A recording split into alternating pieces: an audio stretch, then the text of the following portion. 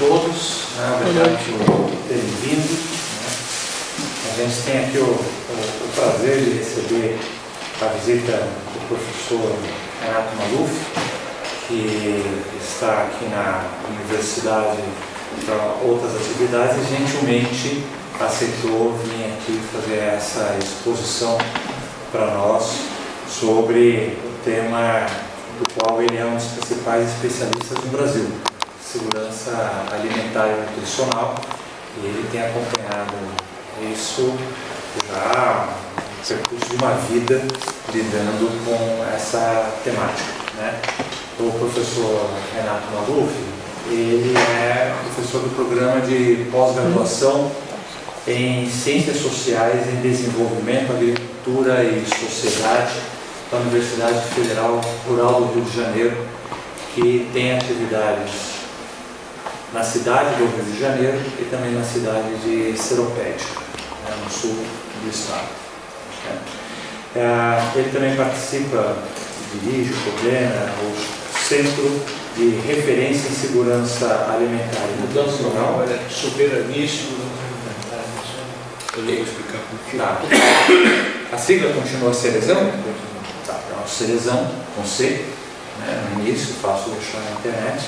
E também do Observatório de Políticas Públicas para a Agricultura, o OPA, né.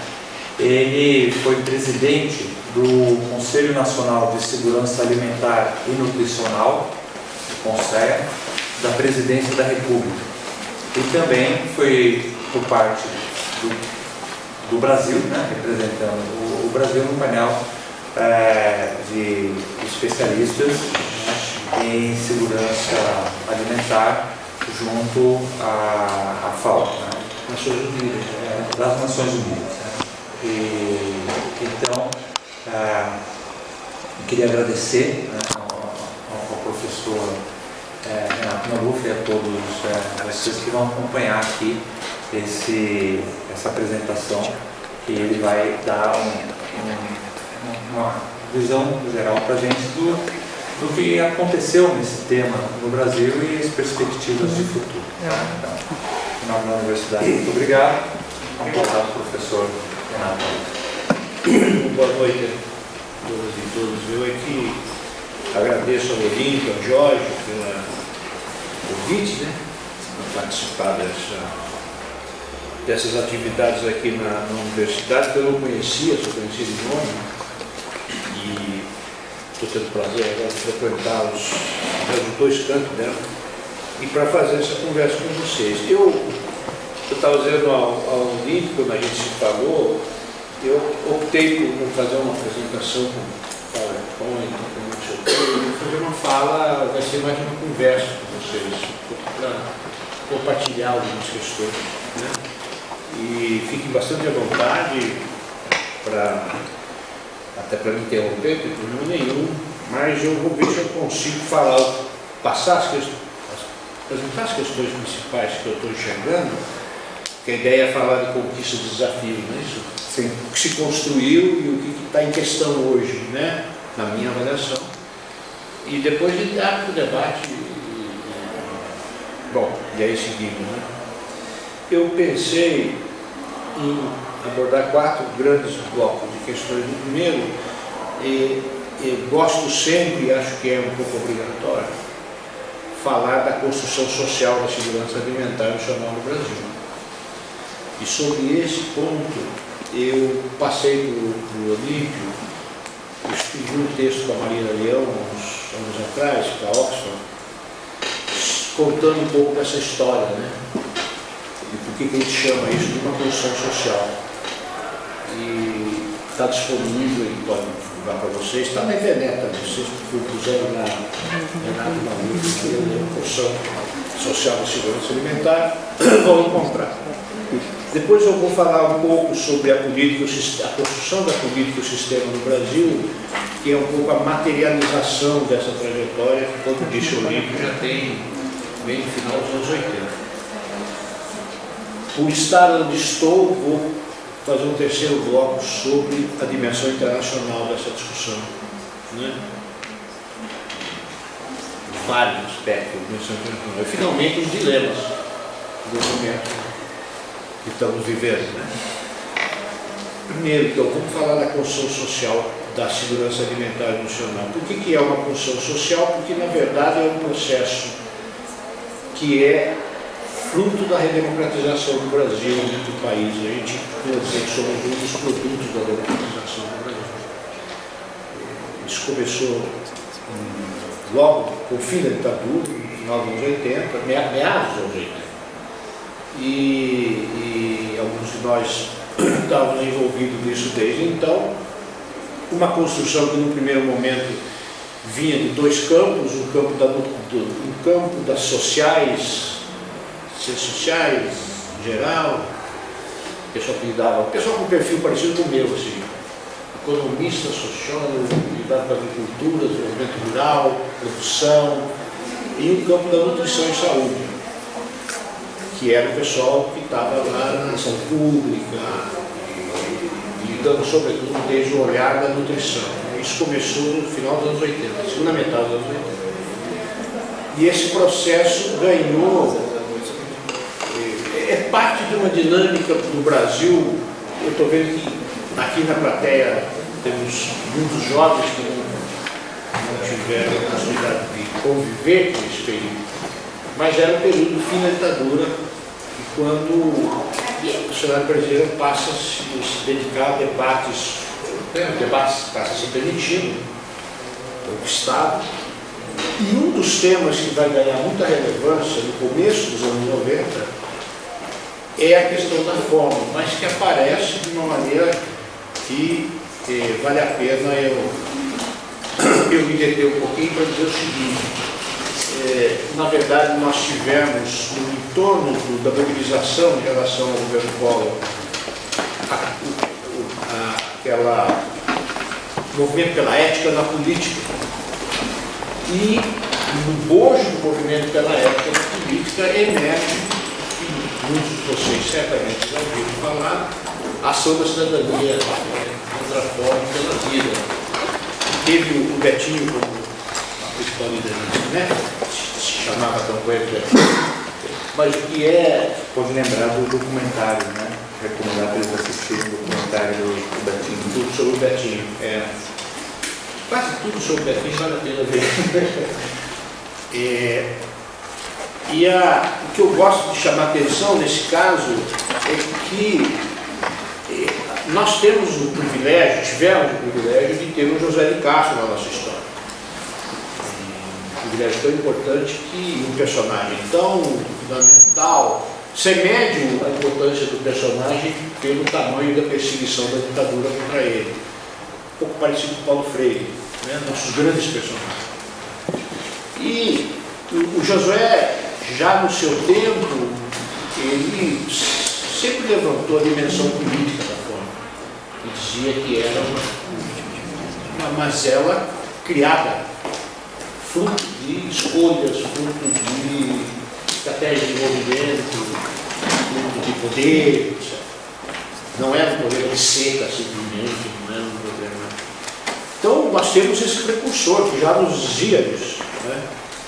E a característica dessa ação da cidadania foi de, desde o início, dizer o seguinte: a fome é a negação da cidadania, a negação mais elementar da cidadania. Então, isso é uma característica da nossa história muito interessante de destacar. Somos fruto da democracia com uma visão que sempre procurou associar a fome com o direito à vida, é uma vida cidadã.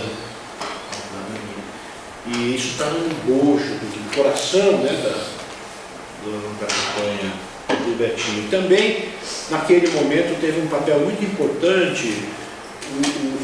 Veio se tornar o presidente da República Lula.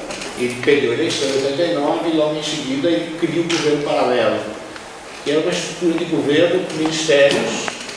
Era uma tentativa de copiar o gabinete sombra inglês, o Shadow Cabinet dos ingleses, sem a mesma possibilidade de intervenção, que aquilo lá é o regime parlamentarista. Mas ele criou um governo paralelo com os ministérios, e um dos ministérios, sob a direção do saudoso Zé Gomes da Silva, pai do Brasil, que está na fala, tinha um ministério para essa área e alguns de nós fomos chamados para escrever um documento sobre segurança alimentar, 91. E esse documento forneceu um pouco substrato para a campanha, né? Que alimentou muito debate na campanha de Betinho.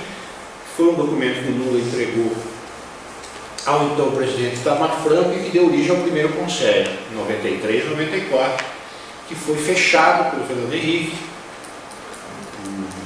Enfim, todos sabemos a orientação, né, do governo, dele, tinha ademais do neoliberalismo, etc., tinha uma outra concepção de enfrentamento de questões de pobreza, uma outra concepção completamente diferente. O conselho deu lugar à comunidade solidária e o tema da fome sumiu, ficou um pouco subordinado a uma discussão de pobreza. E naquele momento que esse campo social que estava em construção começou a fazer foi se mobilizar de outras formas, porque a interlocução com o governo federal deixou de existir. Diziam que a gente estava lidando com um tema anacrônico, que o mercado já tinha equacionado essas questões alimentares e não tinha por que ficar insistindo nisso. Aí tem a cúpula, em 96, e o Brasil foi a principal delegação de sociedade civil da cúpula foi a brasileira, depois dos italianos, obviamente, porque a cúpula era em Roma. Então, mas nós éramos uns 30, eu acho, 20 e pouco. Estou dando esse detalhe porque a gente volta da conferência da cúpula da alimentação em 96, se lembra, né, o período das cúpulas mundiais das Nações Unidas sobre vários temas. E foi feito esse de alimentação. E o Brasil, apesar de todas as características do governo Fernando Henrique, fez um processo participativo de construção de documentos para a cúpula do Habitat, do Desenvolvimento Sustentável, etc. E também fez para a cúpula mundial da alimentação. Novamente criou-se um grupo tripartite, nós estávamos lá para escrever o documento, muito conflito, sobretudo no que se refere à agricultura. Um documento que o representante do Brasil na cúpula simplesmente ignorou. Ele foi lá e fez um discurso de liberação de comércio que ele queria fazer. Apesar do documento ter ficado na gaveta, ele foi muito importante, porque quando essa delegação volta, em 98 a gente cria aqui em São Paulo, o Fórum Brasileiro, que então se chamava Fórum Brasileiro de Segurança Alimentar Nacional, que agora se chama Fórum Brasileiro de Soberania e Segurança Alimentar, que é a principal rede da sociedade civil de mobilização nesse tema que tem vida regular até hoje. Então, essa montagem disso que eu estou chamando de campo social da segurança alimentar, ela se faz desde o final segunda metade dos 80, passa pela construção do fórum. Em 98, os governos estaduais, novos governos estaduais são eleitos. Pela falta de interlocução com o governo federal, a gente foi dialogar com os governos estaduais, todos os governadores eleitos, quase todos. Dom Mauro Morelli tem um papel muito importante nesse momento. E depois vocês vão entender por que eu estou falando isso, porque isso vai se reproduzir agora. Não tem diálogo com o governo federal, o que deve se tornar o governo federal. E a gente vai voltar a atuar nos estados, muito provavelmente. Mas eu vou chegar lá. Por isso que eu estou dando os detalhes, um pouco para entender. Por que eu estou falando isso? Porque houve, infelizmente, né, o tema da segurança alimentar ganhou relevância na agenda internacional, por causa da crise, etc. Muitos países passaram a adotar políticas nesse sentido, mas em alguns casos você nota que são iniciativas que não têm muito enraizamento social, e essa é a diferença no Brasil. Essa é a diferença. Eu sempre digo que a democracia participativa, ela é uma característica distintiva de cada governo. Ela não é original, não fomos nós que inventamos participação social. Ela também não é exclusiva, não somos os únicos a praticar a democracia participativa. Estou falando de participativa para diferenciar da democracia representativa, do parlamento, assim. Mas ela é uma característica distintiva da sociedade brasileira. O que eu quero dizer com isso é que eu acho muito difícil entender a sociedade brasileira se não tomar em conta o fato de ter uma sociedade de organização social muito ativa, muito dinâmica. Eu acho que você não explica nem o governo Lula sem tomar em conta isso, nem mesmo a chegada dele à presidência da República. Não, por acaso, então, eu dizia, fomos para os governos estaduais, começamos a criar conselheiros nos estados. Primeiro foi em Minas Gerais. depois do Rio Grande do Sul, Mato Grosso do Sul, São Paulo era o governo do Mário Covas, mas que já logo em seguida faleceu. São Paulo sempre foi a resistência, uma ideia. Ouvi várias vezes dizer que São Paulo não tem família, não tem pobre, etc. E falamos com o famoso garotinho do Rio de Janeiro, então na época ainda era personagem conversável, do estudo da YouTube. Mas não importa, é o que eu penso. E aí, logo em seguida, criamos os conselhos, daqui a pouco vou falar da questão conceitual disso, né? E em seguida o presidente Lula ganha a eleição. Ele ganha a eleição, no primeiro momento ele chama o Fórum Brasileiro para conversar sobre a construção dessa área, já com a decisão de tornar a FOB um elemento fundamental e prioritário do seu governo. E de fato fomos, participamos da transição, e no primeiro ato do governo dele, a composição da estrutura da presidência da República, o conselho estava lá, previsto, e criado. Mas eu vou voltar a isso. Do ponto de vista conceitual, o que tem de tipo característico no caso do Brasil? Nós, desde o começo, a gente primeiro começou a falar de segurança alimentar numa visão, não vou dizer que era convencional, mas era uma visão bastante de produção. Mas esse encontro das ciências sociais, o pessoal dos movimentos dos agricultores, dos movimentos sociais, com o pessoal da saúde e nutrição, nos fez rapidamente trabalhar com a noção de segurança alimentar e nutricional, e a gente nunca separa as duas coisas. Isso quer dizer que interessa, não é uma questão de produzir milhões de toneladas, super safra, etc.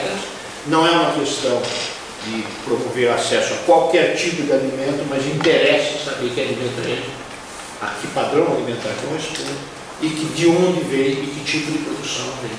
Então, desde o começo, a gente teve essa marca, essa característica que não que nos distinguia, porque havia um debate internacional que se falava em algum setor de segurança alimentar nacional, mas era uma definição que era totalmente distinta da que usava a FAO, da que usava o Banco Mundial, da que usava as empresas. Vocês sabem que segurança alimentar é um objetivo de política pública. Toda noção que é um objetivo de política pública, ela é passível de várias acepções, depende de quem usa.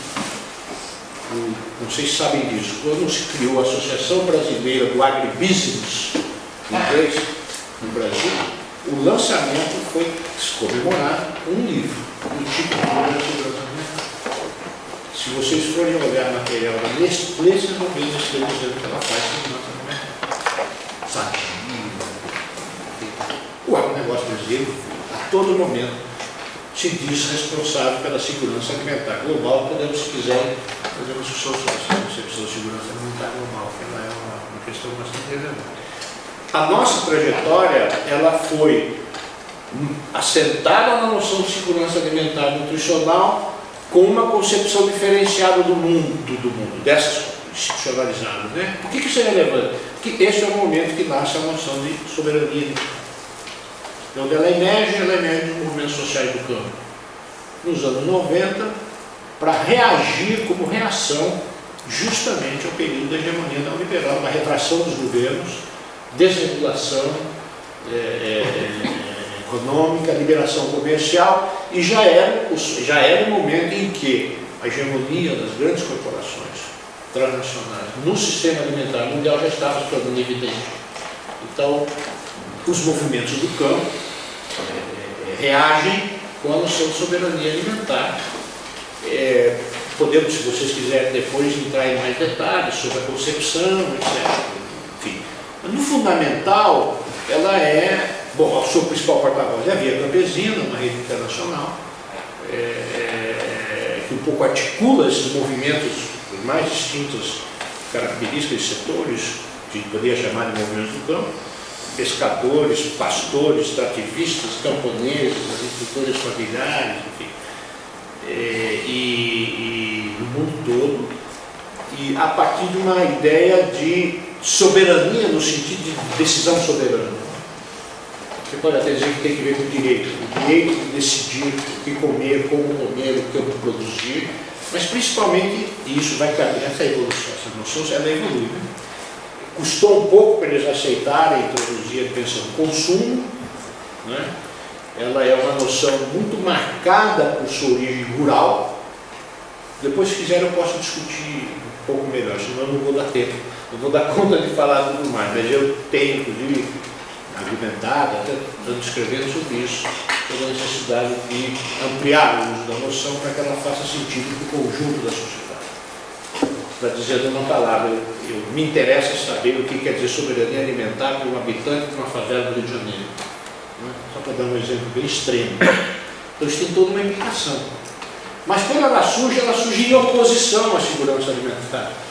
A fala da Via Campesina sempre foi essa, né? Chega de segurança alimentar, queremos falar de soberania. Tem alguma razão aí, mas eu acho que tem um pouco mais de confusão. Para nós, criou um conflito político aqui no Brasil, e então, de toda maneira, o resultado disso é que passamos a usar as duas, soberania e segurança alimentar. E a terceira noção que entrou é de direito humano, né? Alimentação. Isso tudo aconteceu nos anos 90, né? 90 até o início do governo Lula em diante. Direito humano à alimentação é uma noção que tem origem onde? Na emergência do debate de direitos humanos no plano internacional, né, da plataforma DESC, né, do direito humano, econômico, social e cultural, o povo que se organizava no interior em torno do tema da alimentação se apropria da noção do direito humano e aplica para a alimentação. Aí alguns documentos internacionais, relatoria das Nações Unidas, etc., na área de direitos humanos, e nós também nos apropriamos dessa noção de direito humano à alimentação que passa a frequentar os documentos dos movimentos. Ainda não tinha muitos documentos de análise, na verdade eu estou falando de um tempo que devia ter uns 10 que falavam sobre isso no Brasil, não era ainda o que virou depois, posteriormente, né? Hoje você vai encontrar uma quantidade enorme de trabalhos acadêmicos, documentos, etc., sobre esses temas. E a junção dessas três coisas não é óbvia, podemos discutir depois, se quiserem. Deveria ser, mas não é. Nem sempre há uma boa coincidência das perspectivas, muito amplos movimentos, né, entre direito, soberania e segurança. Ainda que eu acho que é possível trabalhar as três juntos. Então, a construção do campo social da segurança alimentar no Brasil, ela reflete uma dinâmica social, de uma sociedade muito ativa, uma dinâmica uma sociedade muito dinâmica, vamos dizer assim, né? Reflete a democratização, essa conexão de fome e cidadania, politiza o tema da fome, né? Completamente, e vai se conformar, no caso da literatura de ciência política, que discute política pública, tem uma formulação, que eu gosto muito do enfoque cognitivo de política pública, eles falam de comunidade de política. Eu acho que a gente pode dizer que a gente formou uma comunidade política no Brasil de segurança alimentar, que passa pelas organizações sociais, pela academia e por dentro do governo, né? E é possível delinear isso no Brasil. Claro que não é toda a sociedade e não é todo o governo. Claro que não. Eu até arriscaria dizer que o que a gente faz, eu estou falando, personalizando um pouco, porque eu estou aqui misturando os dois chapéus, né, o acadêmico e o militante, porque eu me integro nesse campo. Então, eu até arriscaria dizer que esse é um campo, dadas as características da sociedade brasileira, é um campo contra-hegemônico. Eu acho que é muito importante o que a gente faz, mas eu não alimento grandes ilusões de que temos sido capazes de transformar os rumos da sociedade brasileira. Acho que temos feito coisas muito fundamentais, mas eu não tenho muita dúvida de onde está a hegemonia, né? De onde está a hegemonia. Então, os governos são heterogêneos, como heterogêneas são as sociedades. Que bom que seja assim, porque o governo que não é heterogêneo é governo totalitário, e eu não gosto do governo totalitário.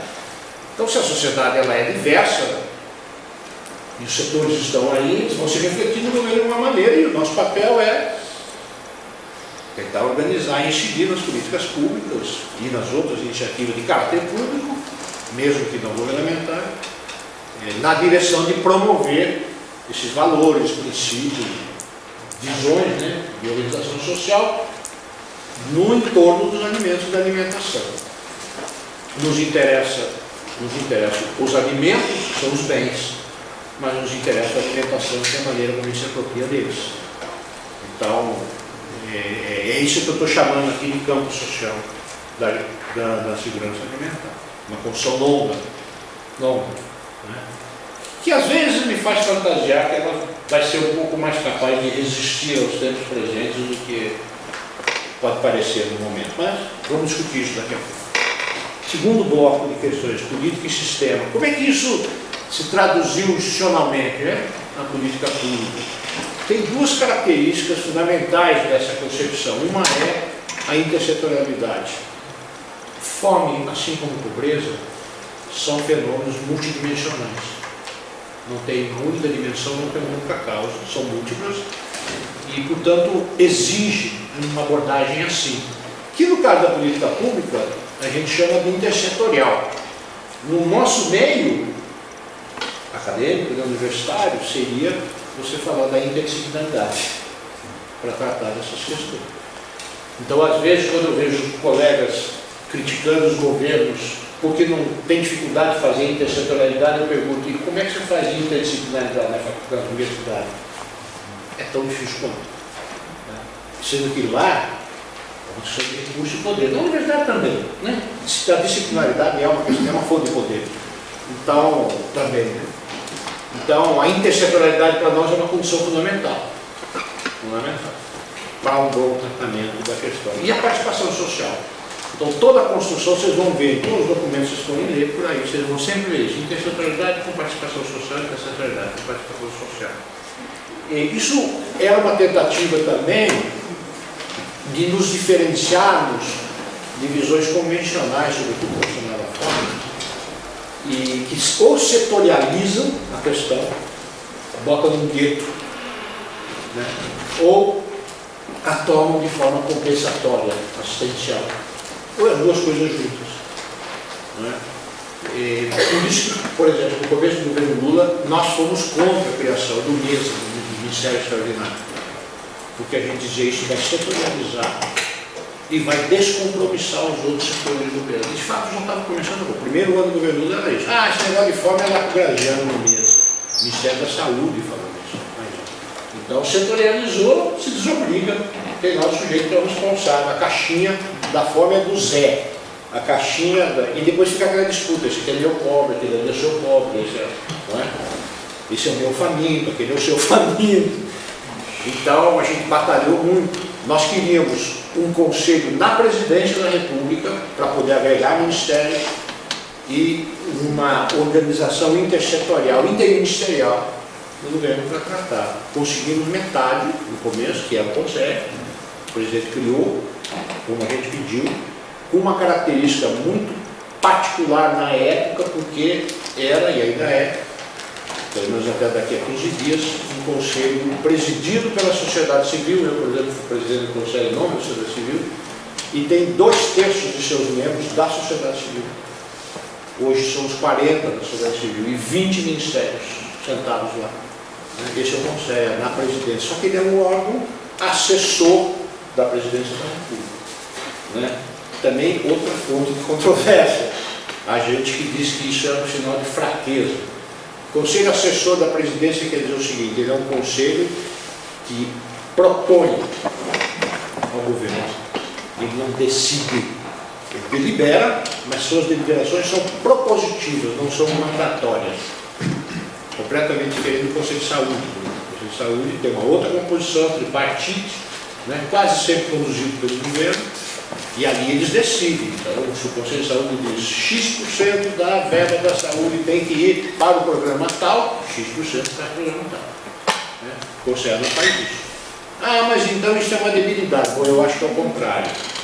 Eu acho que é aí que reside a força do Conselho, que acabou se revelando com o tempo, dado, digamos assim, a notoriedade que o Conselho ganhou, né, e o reconhecimento. Por quê? Porque esse caráter do Conselho eu costumo dizer que é o custo da intersetorialidade. Vou explicar por quê. nós temos um conselho com essa composição que eu disse, né? Você imagina, um conselho com 2/3 da sociedade e 1/3 do governo. A presidência da sociedade. E ainda quer que as decisões sejam mandatórias, não precisa fazer eleição. O conselho dirige o país, porque estão os 20 ministérios ali, e quem vai dirigir é o Renato. Que representa o que, o Renato? Pode gostar do Renato, achar ele legal, achar até que é competente, mas quem que representa? Então, o que a CONTAG está o MST tal, ou quem quer que seja, propondo decisões sobre políticas onde tem outros conselhos. Porque, felizmente, esse é um país que criou essa cultura dos conselhos de política pública, né? Conferências e tal. Quem disse que o Conselho é mais legítimo que o Conselho Nacional de Saúde? Ou que o CONDRAF? Ou que o Conselho do Meio Ambiente? Ou o Conselho de Educação? Ou o Conselho da Ciência Social? Por isso é que quer estar na presidência da República, ter uma visão integrada, propor programas como o PAA, que todo mundo adora. O PAA nasceu dentro do Conselho, uma proposta do Conselho. Né? Esse é o custo. Custo que se resolve como? Na política. Da política. É no embate, no debate político. E aí os ministérios, sobretudo aqueles menos, os subalternos, vamos dizer assim, os contra-hegemônicos, usam o Conselho, como você deve ter presenciado isso, o Jorge fez muito isso, usa o Conselho como caixa de ressonância para suas demandas no interior do governo. Não é? Esse é o nosso papel. Dar ressonância. Qual que é o papel de um Conselho de Política Pública? Explicitar as contradições. Desculpa. Esse é o papel do Conselho de Política Pública. Fazer emergir. E dar visibilidade para quem não tem visibilidade. Né? Então esse é um lado. O outro lado foi a criação da CAISAN, Câmara Interministerial de Segurança Alimentar, que aí sim é um órgão de governo que dialoga com o Conselho. Lá estão os 20 ministérios. Lá eles decidem o que vão fazer com as proposições que vêm do Conselho, das conferências, do movimento e dos próprios setores do governo. Essa é a armação do Sistema Nacional de Segurança Alimentar Nacional. A mesma estrutura se repete nos estados e em alguns municípios. Nós temos Conselho em todos os estados do Brasil, funcionando de maneira muito irregular. O diálogo dos governos estaduais é mais simples. Alguns dos governos estaduais ignoram, outros dão atenção, e alguns prestigiam, outros não dão dinheiro nem para pagar a gasolina lá do carro, enfim. Existem. Estamos agora no momento, de há 2 anos para cá, fortalecimento desses órgãos intersecretarias nos estados. A política, o plano nacional, ele é bastante abrangente, em diretrizes, em programas, são discutidos de maneira também bastante participativa. Fizemos uma lei orgânica da segurança alimentar em 2006, que foi uma excelente conquista pela primeira vez, registramos no marco legal brasileiro direito humano à alimentação, segurança alimentar e, inclusive, uma referência à soberania, ainda que não esteja escrito soberania alimentar, porque os parlamentares não aceitaram. Mas, na época, né, em 2006, mas foi uma grande conquista, e depois conseguimos a emenda constitucional em 2010, incluindo uma alimentação entre os direitos sociais, está no artigo 6º. A nossa Constituição Cidadã, de 88, que temos razões para defender, não pôs a alimentação entre os direitos sociais. Está lá habitação, educação, saúde, transporte, emprego, alimentação. Em 2010 entrou. Vocês me perguntarem se isso adiantou muito, eu diria, adiantou a mobilização. Tinha artista na TV, fizemos campanha, batemos panela, foi muito legal. Mas, alguém já disse a lei, ora a lei, né? Pode ter a lei, mas a lei também pode não. Mas todo mundo a gente usa, toda vez a gente fala, na Constituição, foi aprovada com uma velocidade tal que eu era o presidente do Conselho na época, eu me surpreendi. Eu acho que esses caras não estão entendendo muito bem o que estão votando. E lá fui eu agradecer o Michel por voltar, porque ele era o presidente do Congresso na época. Ironias da vida. Muito bem. A ideia era, quer dizer, você tinha me pedido para tocar no tema da pobreza, né? A relação aí tinha que ver com aquilo que eu disse agora há pouco sobre a multidimensionalidade. Quando você tem a passagem dos anos 70 para os anos 80, o enfoque da questão da alimentação no mundo mudou. Foi quando passa, e o Amartya Sen tem um papel muito importante nisso, quando as formulações de segurança alimentar passam a falar de acesso aos alimentos e não de produção simplesmente. Quando a discussão vai para acesso, aí acesso você tem pelo menos duas dimensões. Né? Você tem o acesso econômico, que se faz pela renda, emprego, salário, pobreza. Né? E se tem o acesso físico, que se faz pelo acesso à terra, à sua própria produção, né? Acesso aos recursos naturais. Então, a conexão é imediata. A opção do governo Lula, no início, primeiro foi politizar o tema. Né? Esse talvez um dos grandes méritos do presidente Lula. Politizou o tema. E botou na agenda. No centro, com a história da Fome Zero. Né? Com a estratégia, depois virou a estratégia da Fome Zero.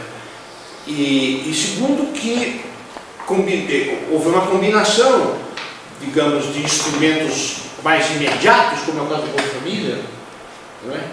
Que você transfere dinheiro para as pessoas em situação de extrema pobreza e elas passam a comer, e as pesquisas mostraram que mais de 70% da renda do Bolsa ia para a alimentação. Não sei se continua sendo, provavelmente sim, ou por ali. Né? E ao lado disso, digamos, iniciativas que têm um caráter um pouco mais, tem gente que gosta de falar, mais estrutural. Digamos, né? Então, se valoriza muito o Bolsa Família, mas que é um instrumento fundamental, eu sou um defensor dele, inteiramente, mas há um engano aí de achar que foi o principal instrumento. Um dos principais, talvez o principal instrumento, foi a recuperação do valor do salário mínimo e o emprego. Tá? Então, o segredo do volume, em termos de volume, dos êxitos que o Brasil teve nesse campo. Não é? Então, essa combinação emprego e salário mínimo como política anticíclica, inclusive, no meio da crise de pandemia, um instrumento como o Bolsa Família e um conjunto de outros instrumentos que foram para a agricultura familiar e alguns outros, educação alimentar, etc., esse pacote é que é responsável, entre outras coisas, pelo Brasil ter saído do mapa da fome recentemente, né? Pela primeira vez na nossa história. A gente fica muito feliz de ter saído do mapa da fome, mas tínhamos que ficar igualmente envergonhados por um país que até 2014 estava no mapa da fome. Motivo de vergonha. E nós temos alguns dilemas aí nessa formatação dessa política. Eu vou mencionar três rapidamente, para depois ir no internacional. O primeiro é o famoso, talvez o mais falado dilema, que é o dilema agrário e agrícola. Né? A concepção deste campo social é uma concepção, por razões que acho que vocês entenderão, é que eu não sei quão familiarizados vocês são com temas agrícolas e rurais. Se não forem, podem me perguntar. Mas vocês sabem que é a valorização da agricultura familiar. A agricultura familiar no Brasil, eu a interpreto como uma categoria sociopolítica.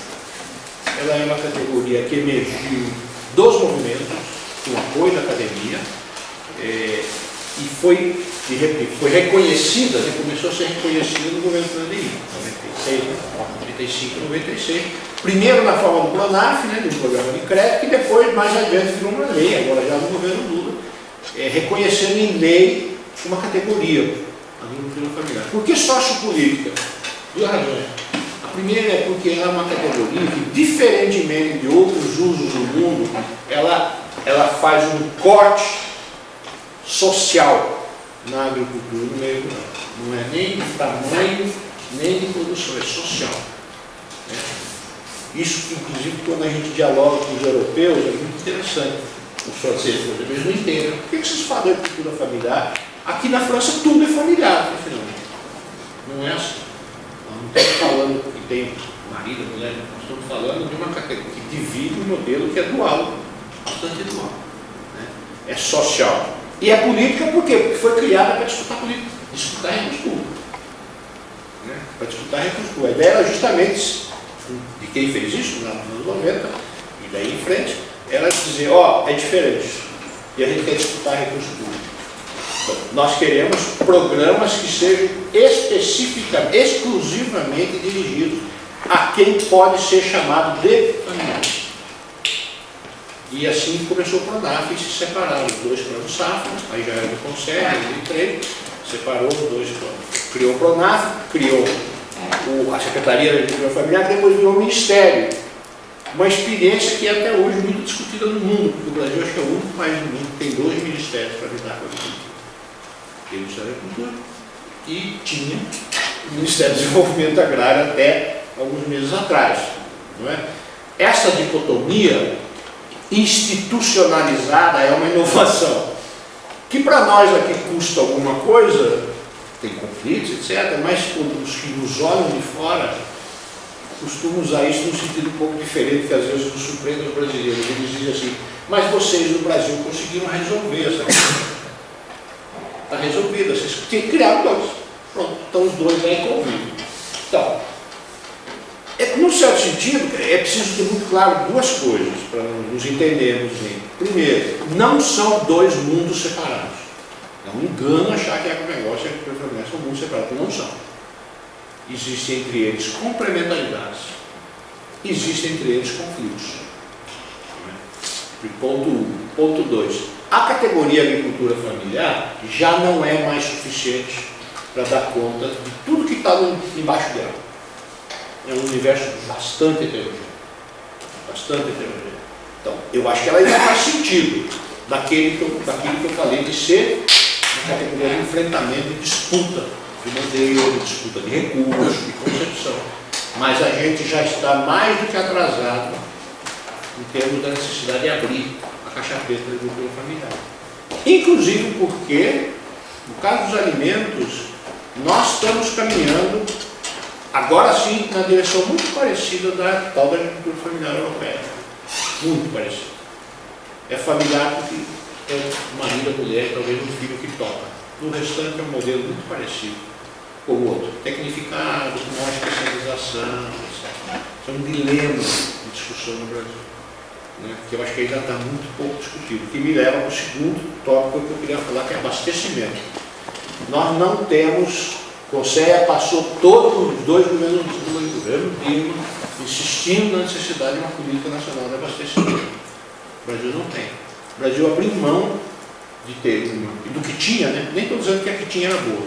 Abriu mão nos anos 90 com a liberalização. O que quer dizer abrir mão de uma política de abastecimento? Você não tem uma política soberana de abastecimento. Então, o que vocês comem, como comem, onde vão comer, e os preços, estão determinados pela lógica privada. É mentira. Não, nunca acredite, se tiver algum professor de economia que ensina isso, pode questionar. Nunca acredite que existe uma economia desregulada. Não existe. Existem distintos tipos de regulação. No caso do abastecimento, ele está sob forte regulação privada. Forte regulação privada. E são algumas poucas grandes corporações que controlam os principais componentes do sistema comunitário. Não tem uma visão de preços, isso a gente debatia lá no governo o tempo inteiro, quando deu a inflação de alimentos, a gente dizia, o governo não tem um diagnóstico sobre inflação de alimentos que pare em pé. Não tem. Muito menos do feijão. Não tem. Então, isso é falta de uma visão de abastecimento que articule um pouco as ações. Estou me referindo a abastecimento, não é armazém, não é fluxo de mercadoria, é também. Mas abastecimento é tudo aquilo que dá entre acesso e produção. É tudo aquilo que pode promover acesso a uma alimentação saudável, adequada culturalmente, ponto de vista nutricional, etc., com formas de produção que são aquelas que ele defende. Preferencialmente agroecológica, sustentável, diversificada. Isso é abastecimento. E nós não temos. E por último, tanto não temos, eu fui escrever um texto para o MDA recentemente, na época do Pacruz aí, sobre abastecimento. E fui olhar na página dos ministérios, né?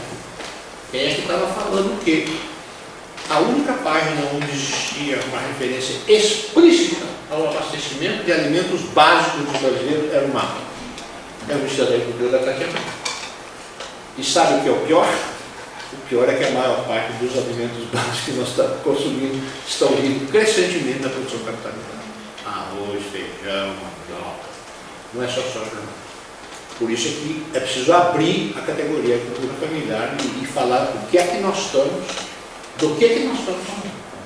Eu estou fazendo uma pesquisa na região de Juazeiro sobre sistemas alimentares descentralizados na Bahia. E uma orientanda está fazendo uma tese sobre isso. E é notável isso. O feijão que os nordestinos comem, que é aquele calpi, né? O verde, vem do Cerrado do Mato Grosso, de Pivô Central, produção de Pivô Central. Você vai no mercadinho de Juazeiro lá, eu estava com uma baiana, uma amiga baiana junto, ela olhou de longe e falou, olha, aquele ali é o feijão do acarajé, né? Que é o calpi descascado e cortado no meio, ensacadinho.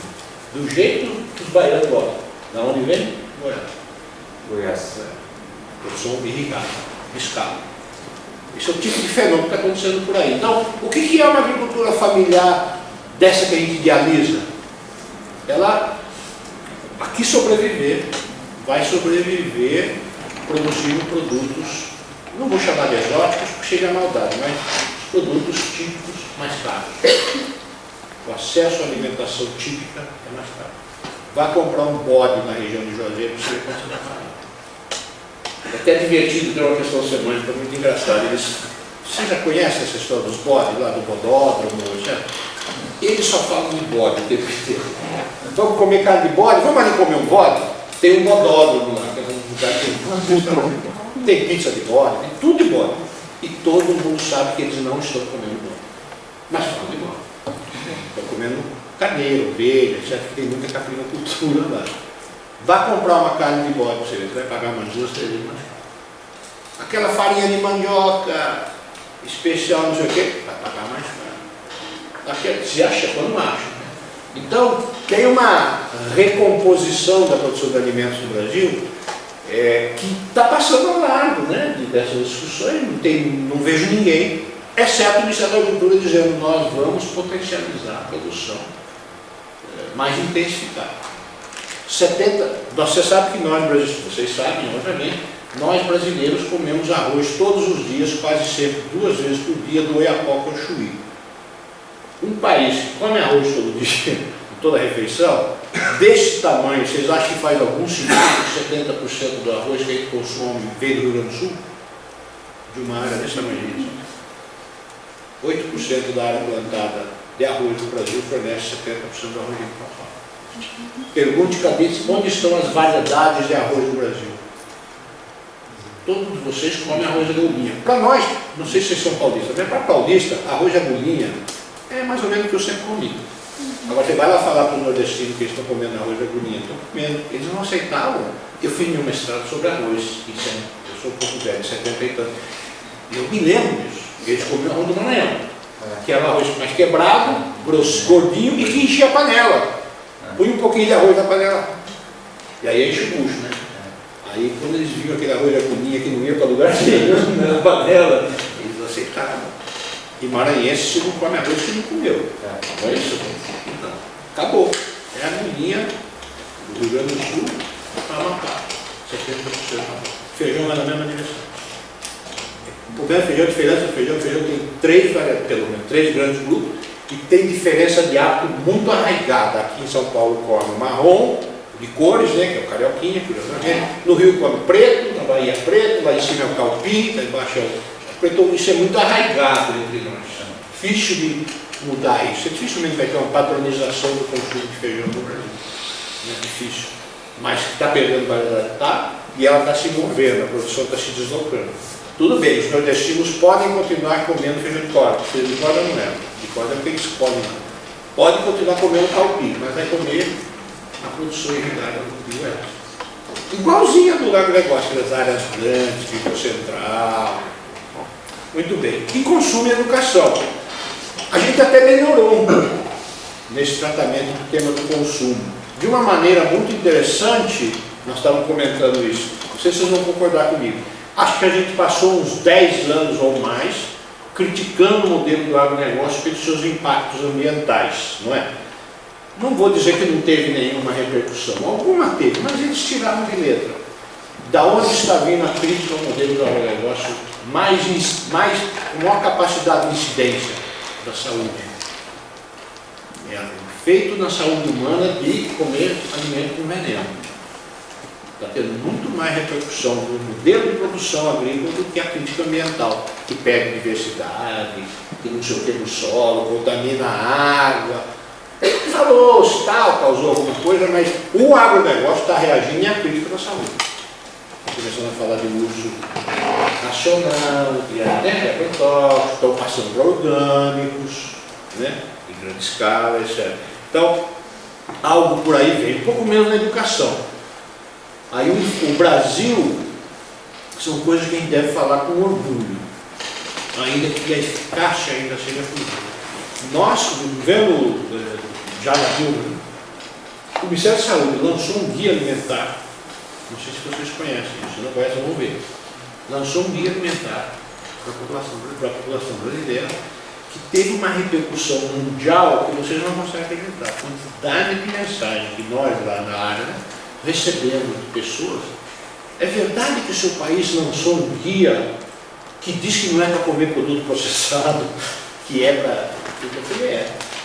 Claro, é o mesmo Ministério da Saúde que veio quando faz acordo com o McDonald's, faz acordo com a Sabia, não sei. Esse país é assim. Graças a Deus no nosso país. Mas é um guia alimentar dos mais avançados. Tão avançado que a indústria tentou impedir a sua publicação. Impedir. E aí voltaram agora. Tem uma nova ação pedindo para repetir. Então, acho que avançamos. Nós temos muita coisa que foi feita. Então, eu já estou falando das conquistas. Né?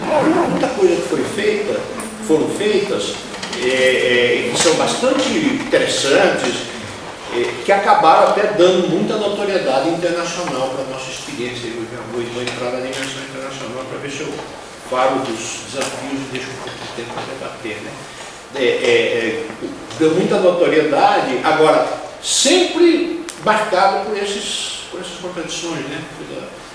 Sabe, não há, do meu ponto de vista, não há nenhum tema relevante que você possa discutir no Brasil se você não tomar em conta a desigualdade social.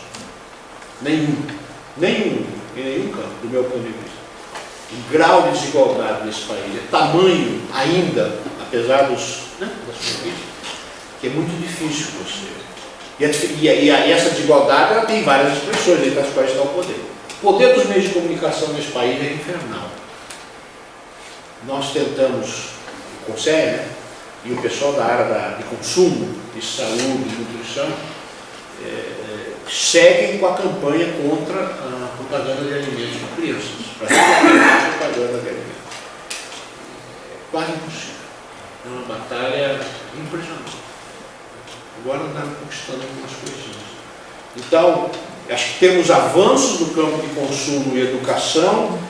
Não conseguimos entrar no MEC, na nossa casa. Toda vez que vai dialogar com o MEC acha que é um problema da alimentação escolar, que está muito bem, essa foi a nossa grande inovação, né? O PA e a alimentação escolar. O PA, quando surgiu em 2003, ele surgiu com essa ideia absolutamente intersetorial, conectar produtores empobrecidos, carentes de mercado, com famílias com dificuldade de acesso pela pobreza, né? Aos alimentos, fazer essa relação, mais intersetorial que isso, impossível. Né? Foi muito legal quando isso surgiu. E o PAA tem... Programa de aquisição de alimentos. Desculpa, esqueço. Programa de aquisição de alimentos da agricultura familiar. O PAA abriu as portas e mostrou o caminho para o que veio a ser depois a alimentação escolar. O que tinha de novo no PAA? Além desse que eu falei, que a intersetorialidade, um programa integrado, né? Obrigava aqueles que lidam com os pobres dialogar e se articular com aqueles que lidam com os agricultores, e não é um diálogo simples, nunca foi, mas muito interessante de ser construído. O PAA representou naquele momento um enfrentamento de um mito que tem um número, o número é a Lei 8666. A Lei 8666 é a Lei das Licitações. A Lei das Licitações reflete um mito, fruto da má economia que se ensina por aí. Né? O mito é o seguinte: se eu perguntasse assim para vocês estão de acordo que o uso dos recursos públicos deve ser um uso equânime, no sentido que todo mundo deve ter o mesmo direito em relação a acesso a recursos públicos? No princípio a resposta é sim. Vocês estão de acordo que o uso de recursos públicos deve se basear em procedimentos de concorrência a mais aberta possível, de tal maneira que você consiga usar o recurso de uma forma eficiente, comprando mais barato? Pois provavelmente vão responder que sim. Problema. Primeiro que não tem tanta competição assim. Segundo, o segundo problema é que, quando eu falo de desigualdade, isso no campo da economia é bastante evidente. Quando você trata igualmente desiguais, o que você faz é fortalecer a desigualdade. Então, o que é equanimidade nesse sentido? É tratar desigualmente os desiguais.